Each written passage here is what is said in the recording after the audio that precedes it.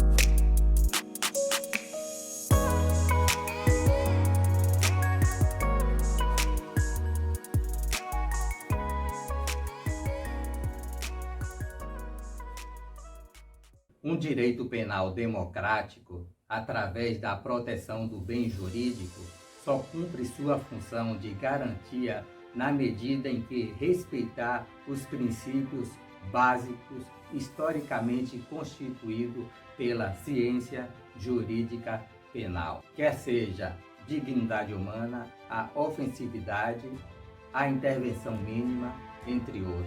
Na União Europeia não poderia ser diferente. Somente haverá legitimidade de um direito penal europeu na medida em que a intervenção penal não ultrapasse os limites formais e materiais instituídos no seio da Convenção Europeia de Direitos Humanos e no artigo 6º do Tratado da União Europeia. Ultrapassar as barreiras da liberdade, da democracia, dos direitos do homem, tornando-se desta maneira autoritária e inócua socialmente. A cooperação penal internacional pode ser conceituada como o conjunto de atos que regulamenta o relacionamento entre dois ou mais estados, tendo em vista a necessidade gerada a partir dos limites territoriais da soberania. Tal cooperação é evidenciada pela ausência de uma jurisdição internacional, ao menos em matéria penal, com competências em todos os estados, apesar de não ser necessário um crime transnacional para ensejar um ato de cooperação. A cooperação é necessária para solucionar um caso transnacional. O Tratado sobre o Funcionamento da União Europeia aconteceu em Lisboa em 2017. Em seu artigo 82, afirma que a cooperação judiciária em matéria penal na União Europeia se apresenta no princípio de reconhecimento mútuo de sentenças e decisões judiciais e inclui a aproximação das disposições legislativas e regulamentares dos Estados-membros. Daí se conclui os dois princípios fundamentais da cooperação: o reconhecimento mútuo e a harmonização da legislação interna. Aí está o X da questão. Tem o primeiro o objetivo de diminuir a ingerência dos poderes administrativos no âmbito da cooperação, de maneira a manter o procedimento estritamente judicializado. além de tentar preservar os princípios do bis e idem, de reparação de danos e no respeito aos direitos do acusado. Já o segundo tem por finalidade a garantia da aplicabilidade das normas comunitárias no direito interno, estabelecendo-se desta maneira uma relação de equivalência entre as duas ordens. A adoção desses princípios busca assegurar que os criminosos não tenham refúgio seguro em outro estado, bem como que as decisões ou resoluções adotadas num estado-membro surtam efeito em toda a União Europeia.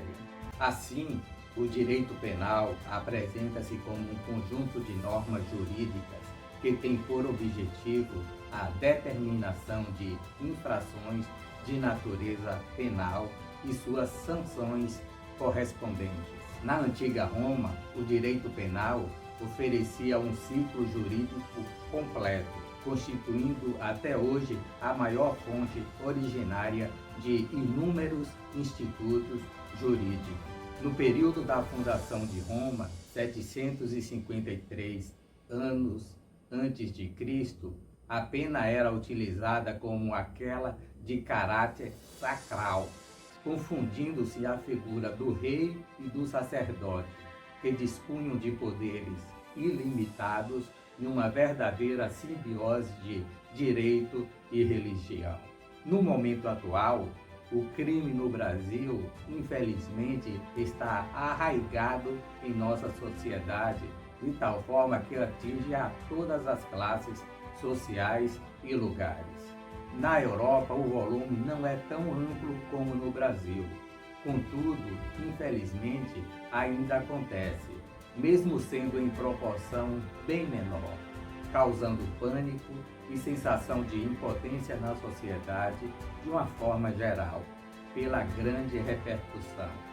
Vamos iniciar verificando a situação da legislação penal portuguesa em relação à do Brasil. Em Portugal, diferentemente do Brasil, a regra é o processo civil e o processo penal andarem juntos, ou seja, no próprio processo penal pode-se requerer indenização civil, por exemplo, algo que não acontece aqui no Brasil. Ou seja, no Brasil não há possibilidade do processo civil e penal andarem juntos.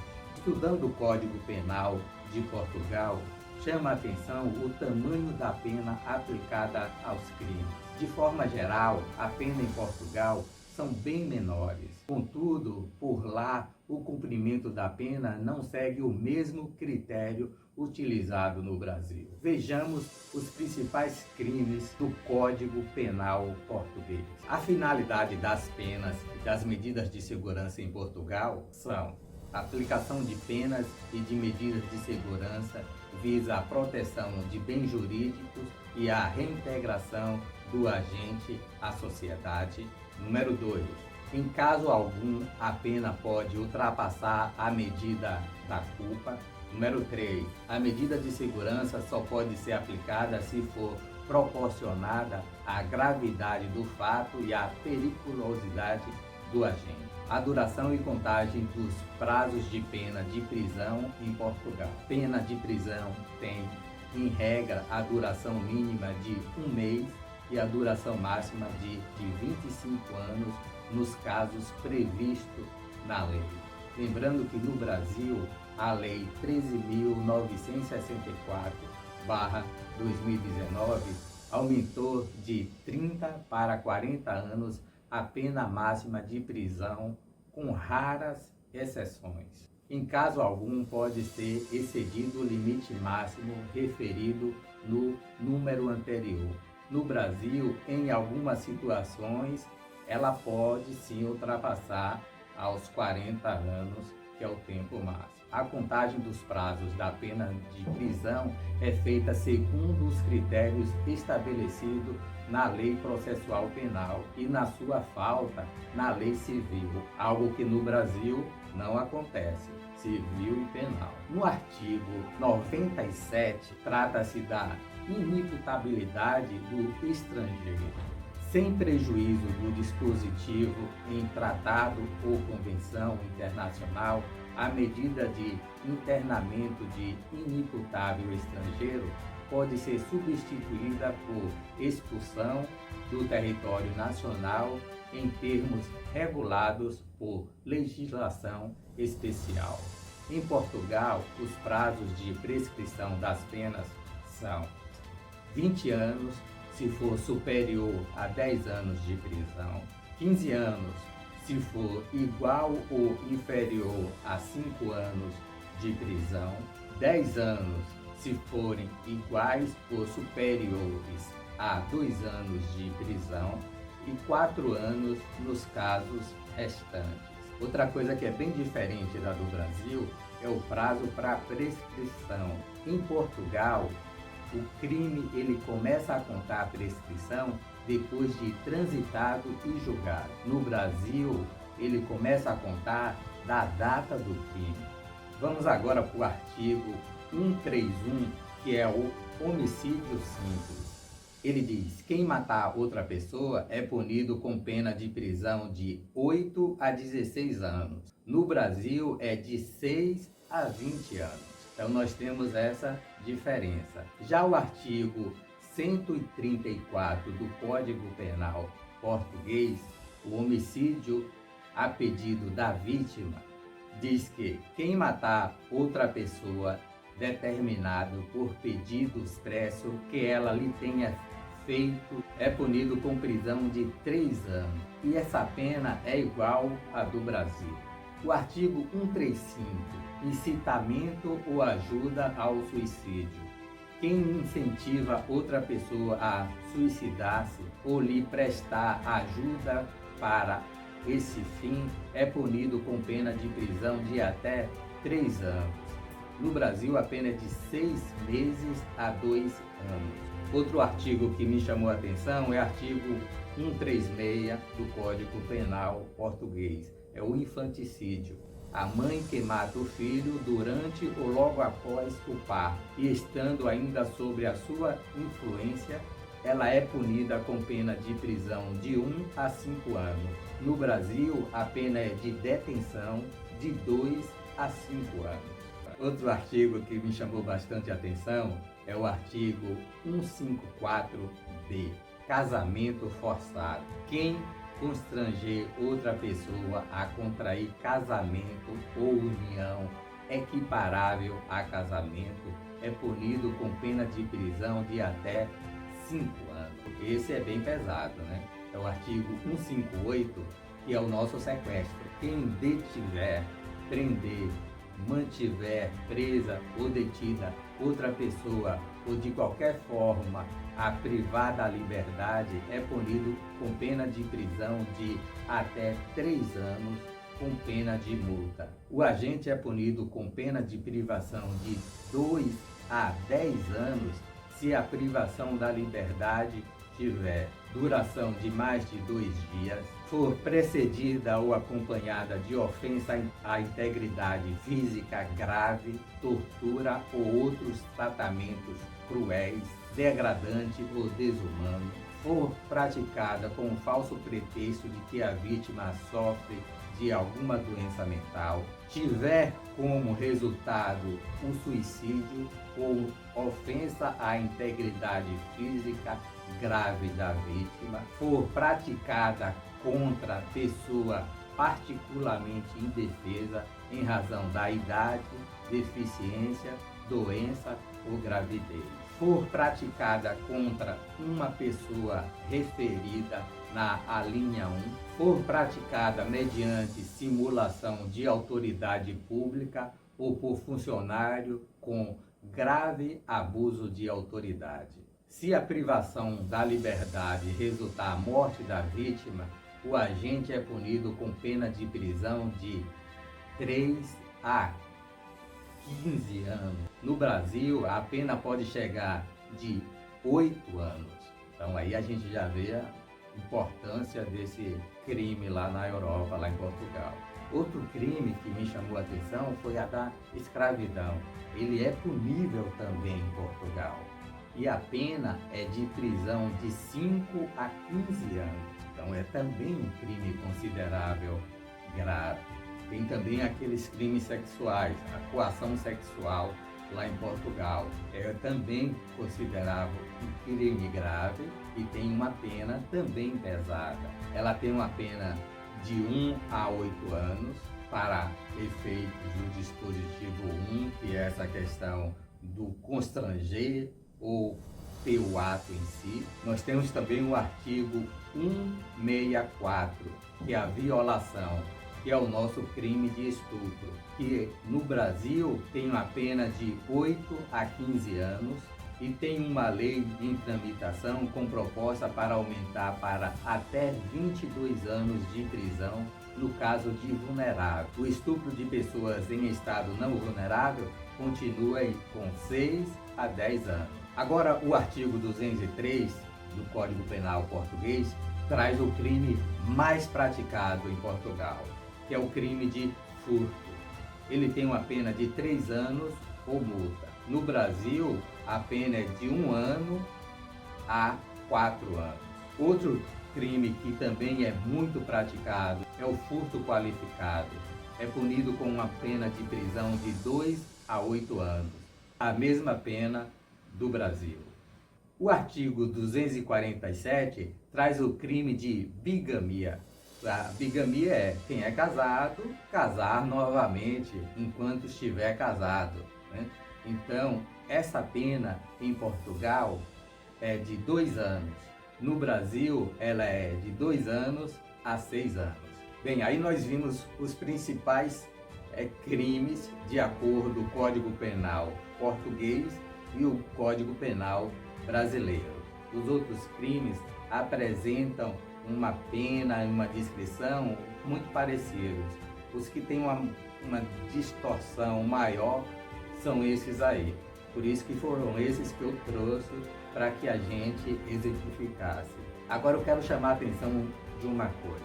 Foi feito um estudo para verificar a ligação entre imigração e crime. Olha o que chegaram à conclusão. No que concerne ao crime violento, a entrada de novos imigrantes nos países de destinos contribuiu uma descida do registro de crimes violentos. Apenas os crimes contra a propriedade, nomeadamente o roubo, têm uma expressividade numérica, embora sem significado estatístico. Em Portugal, o estudo sobre imigração e crime são recentes, havendo uma série de publicações e investigações que se concentram em áreas de fronteiras, bairros, a vulnerabilidade, a pobreza, o racismo, a discriminação, as prisões, entre outros. As conclusões desses estudos convergem em 3 ideias principais. A ideia número 1, não há relação direta entre o aumento do número de imigrantes e o número de registros dos crimes violentos. 2, há uma subrepresentação de indivíduos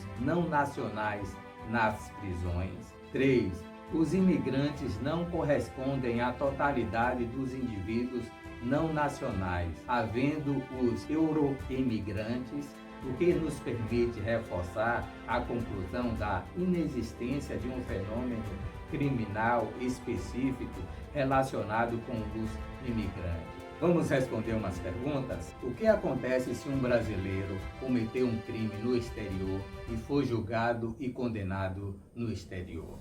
E foi condenado em um país estrangeiro, estando em território brasileiro, não poderá cumprir a sentença estrangeira em nosso país, pela via da transferência da execução da pena, pois não cabe solicitação de extradição executória a brasileiro nada.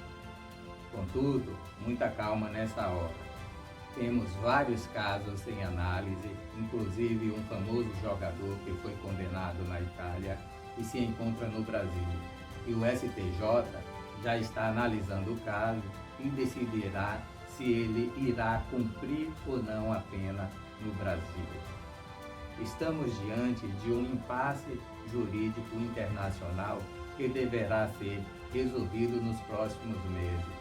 Como verificamos, cada país possui suas leis e costumes diferentes. Com o direito penal não é diferente. Assim, geralmente, sendo um fato criminoso em quase todos os países do mundo, um crime pode ter a dosimetria da pena e o rito processual diferente em cada país. Por exemplo, no Brasil, só vai a júri popular os crimes contra a vida, ou seja, o homicídio, o latrocínio, como comumente verificamos em vários filmes. Alguns países utilizam essa modalidade de julgamento para diversos casos, principalmente casos cíveis. Outra pergunta: em que hipótese aplicar-se-á a lei penal brasileira aos crimes cometidos no estrangeiro? A lei brasileira aplica-se também nos crimes cometidos por estrangeiros contra brasileiros fora do Brasil, se reunidas as seguintes condições previstas em lei: não foi pedida ou foi negada a extradição e houve a requisição do ministro da Justiça. Então, nesses dois casos, ele pode ser julgado. É possível aplicar a sentença penal estrangeira no Brasil? É possível sim, através da homologação da sentença estrangeira no Brasil. Isso significa tornar válida a decisão no território brasileiro. Sem esse processo, sem a devida homologação pelo Superior Tribunal de Justiça, o STJ, órgão responsável por processar esse pedido, a decisão estrangeira não poderá ser executada no Brasil. Ou seja, sem a homologação no Brasil, a sentença estrangeira não tem valor nenhum no Brasil.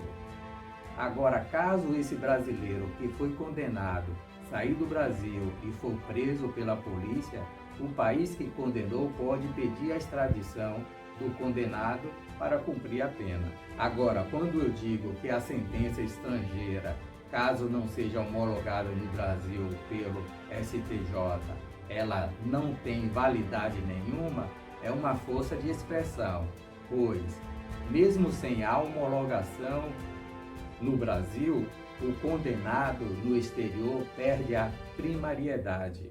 Ele deixa de ser réu primário e, cometendo outro crime no Brasil, não terá o benefício de ser um réu primário. Então vamos fazer um resumo geral para a gente encerrar.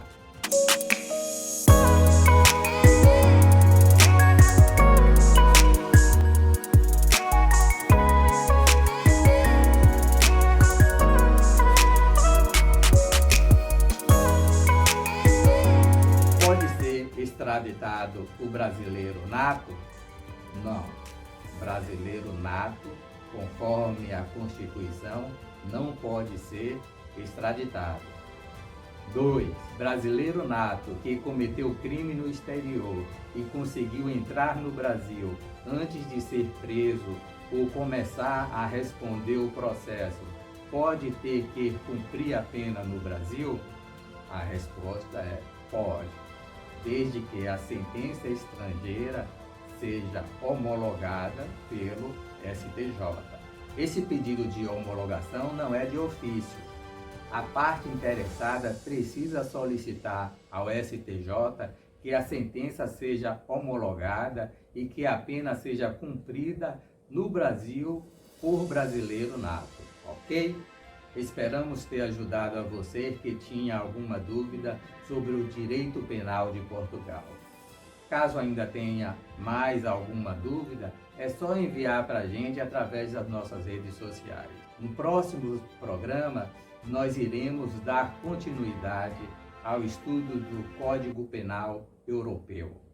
Uma ótima semana a todos e vamos morar na Europa?